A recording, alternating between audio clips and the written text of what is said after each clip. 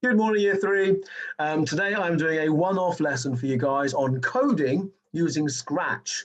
I don't know how much you've done coding-wise, so here we go, guys. I'm using Scratch. Now, Scratch is an online program you can use for free. It doesn't require any download. You can do it straight on the website. It's really, really cool. You may have used it before. If not, listen very carefully. You must go on Chrome or Internet Explorer on your browser, maybe on Edge, and you need to go on to Google and Google the word Scratch, like I have done there. The first Scratch that comes up, that's the one you want to go on. And that is going to be the program we're going to use today to program our game. We're going to make a chase game like Pac-Man. Ooh! So click on this. Now, obviously, you're not watching me live, you're watching a video. So if at any point today you get stuck and a bit confused, the beauty of this is you can pause me, rewind me, and go back to what I said before. So that's quite cool. So I will go semi-quickly, but don't forget, you can pause me at any point and come back to me when you're ready. So this is the Scratch main page here. You're going to go to the top here where it says create, because we are creating something from scratch, in Scratch. So let it create a project. It is creating a blank canvas, if you will. There's a lovely box here called tutorials you can use to learn about games. Not bad at all. Actually, I don't need this right now, but I do recommend at some point, if you want to look at it, it tells you more about how to make different versions of different games. So close that and get rid of it. Now I've got a cat here. The cat is called Felix. I like Felix. He's going to be our main hero today. He's a bit too big though. So if you look where my cursor is, it says size. I can click on this and reduce the size to like 50. Yeah, that's a nice size, Felix. Okay, I can click Felix and drag him around. Felix is my main character. He's like my Pac-Man, if you will. I am going to make Felix move around. Now, if you look at all of these things here, these are called code chains. Look at the color of the code that I put in. If the color is dark blue, it refers to motion. If it's light blue, it refers to sensing. So basically, look at the colors of the chains that I put in, and that will tell you how to copy it on your screen. So every chain needs to start off with an event. And the event I'm going to pick on is when the flag is clicked. That starts everything off. When the flag is clicked, something is going to happen. Go to motion and let's go to move 10 steps. Click this, and if you drag it and put it on the top here, so it links together, when you click on the flag, whatever you put underneath will happen.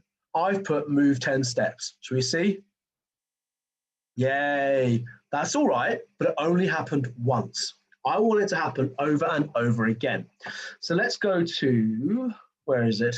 Control. In Control, I can pinch what's called a forever tool. And that wraps around your move tool.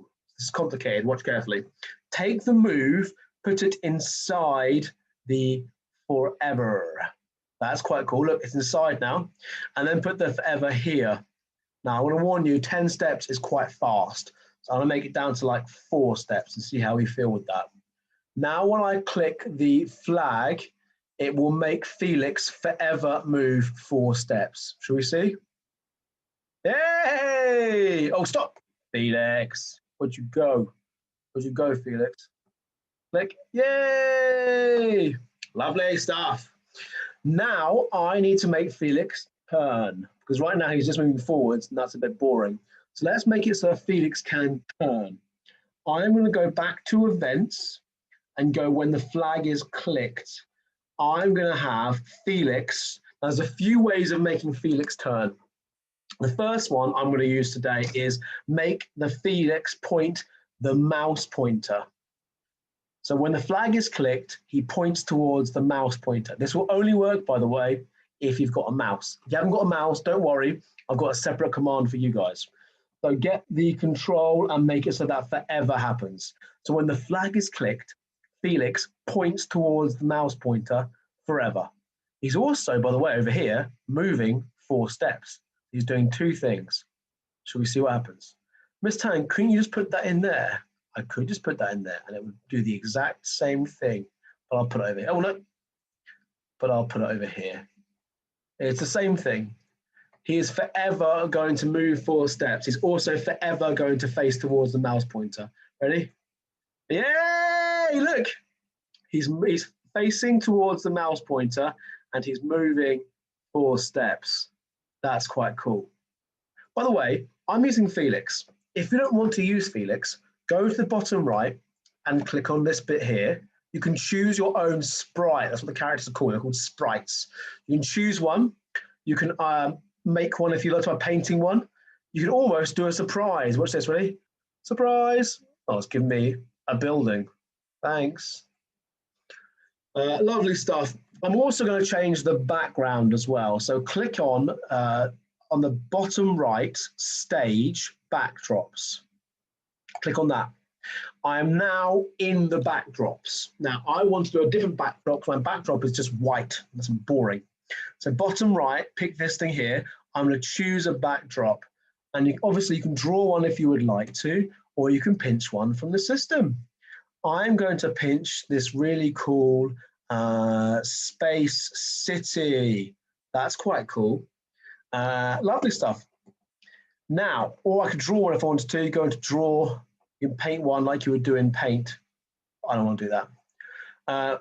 Go back into the code, top left, coding.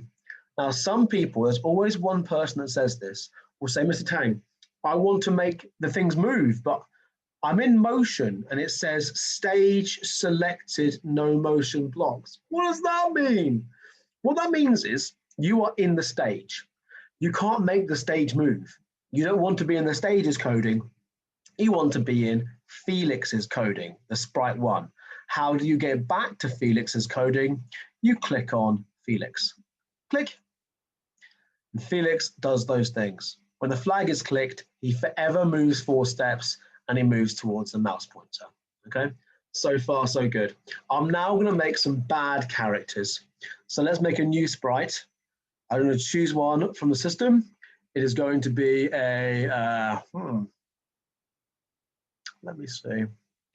Let's have, these ones are the bad characters. They're chasing Felix. It's going to be a retro robot. Retro robot. He's way too big. So click on his size and make him much smaller. Let's go for like 30. Can't see him though. Let's make it 40.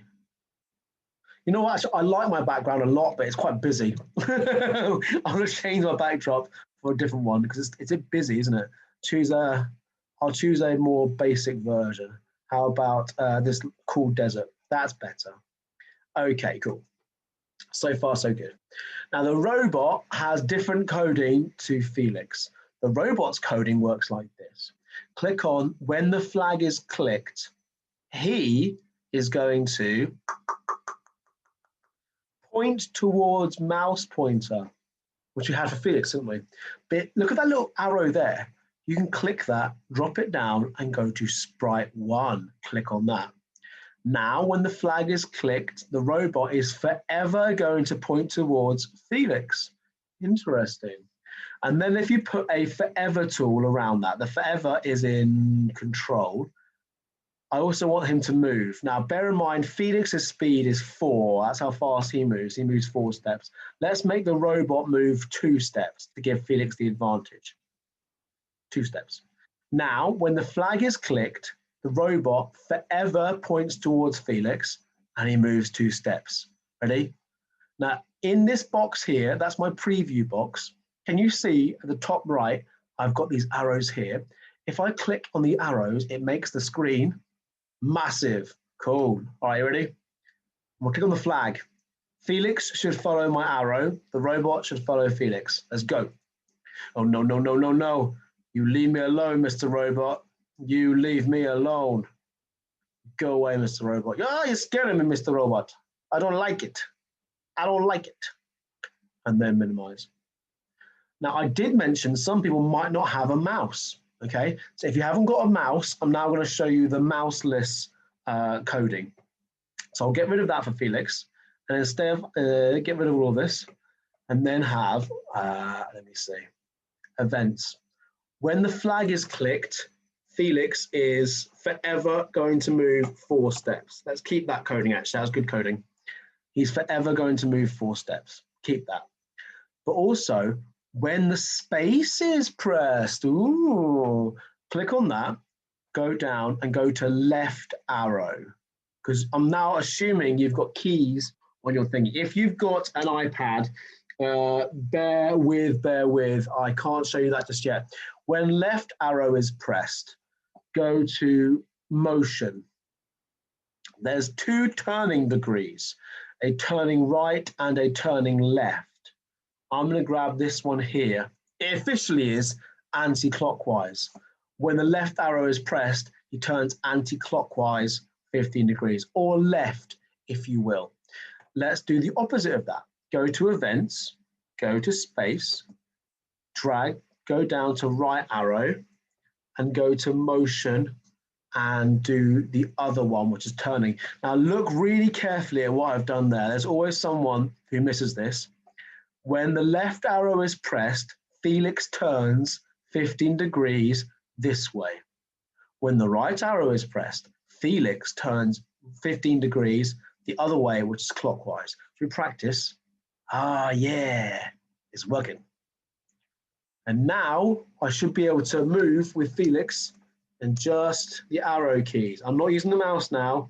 I'm just using my arrow keys to move Felix. And that's all. And that's all good. You leave me alone, Mr. Robot. You leave me alone. You go away. Cool. And then I'll show you a few more things. Let's have the robot's coding is working. So let's duplicate the robot. Right click on the robot and duplicate. Right click and duplicate. I've now got 4 robots all chasing Felix. Oh no. But I'm going to give Felix a special weapon. Felix is going to have a boost. So go on to events, go to when the space is pressed. Right now, Felix moves 4 steps. But if I get a move 10 steps, not forever, mind you, just one off, I'll make him move 30. Should we see what that looks like? 30 is my boost. Boost, boost, boost. That's not a very good boost. Let's go for 50. Boost, boost, boost. Still not that boosty. 70? Oh, could be too boosty now. Boost, boost, boost, boost. Okay, cool. Boost, boost, boost, boost. And then let's enlarge. So I know I've gone fast, but you can rewind and see what I've done. I have got coding where Felix moves forever 4 steps. I've got where Felix turns left and turns right using the arrow keys, or you might be using the mouse. I've also got robots. What do the robots do again? Well, the robots, when the flag is clicked, they forever point towards sprite 1, which we know is Felix the cat, and they move 2 steps. They're doing that forever. Should we see? Ready? And ooh. Go. Go. Okay, oh gosh, you leave me alone, robots. Boost, boost, boost, boost, boost, boost. Okay, so far so good. Boost. You leave me alone, you naughty robots. Not today, robots. Lovely. And the last thing I'll show you is this. Ready? The last thing I'll show you is, if the robots touch Felix, the game is over. Now this is quite complicated, so if you don't understand this, please don't worry. It's fine. I'll explain the best I can. I'm going to go back to my first robot, the main robot, and this is it's an if tool. The if tool you can find in the events, I think it is. Nope, it's in control. If. Put this inside this coding. Like I said, it's quite complicated. When the robot moves, he points towards Felix. However, I put an if there. If, go to sensing, touching mouse pointer, change mouse pointer to sprite 1, which we know is Felix, and then go to stop. Where's stop all? It's in control. In control, stop all. So what this bit of coding says, if the robot is touching sprite 1, which is Felix, then stop all, which means stop the entire game. We see, I'm now going to let the robot touch me, and the game stops. Oh no. So let's duplicate the robot because we know the coding works. I have loads of robots. And I'll move Felix out of the way. And here we go. Oh, no. If the robots touch Felix, the game is over. Boost, boost, boost. If the robots touch Felix, the game is over. And the game is how long can we last? Now, if we're playing Pac-Man, we should be trying to get things with our time limit. I can show you those things next time I see you. But right now, we've got quite an advanced game where we've got a main character being chased. And if they touch him, the game stops. So we see, ready, and oh no.